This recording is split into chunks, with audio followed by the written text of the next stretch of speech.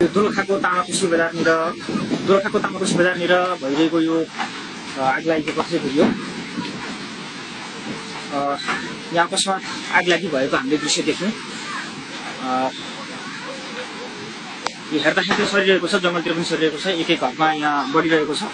आफूलाई उद्धार गर्नको लागि अब यहाँ कसैले केही गर्न सकिरहेको छैन। यो तामाकोशी नदी हो, यहाँ देखिरहेको छ हामीले। यो तामाकोशी पुलबाट मैले भिडियो खिचिरहेको छु।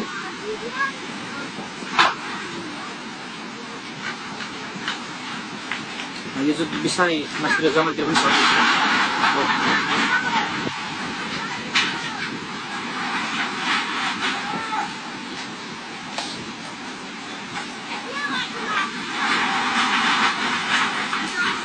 हेर्दाखेरि तामाकोशी बजार सखाप भइसकेको अवस्था छ।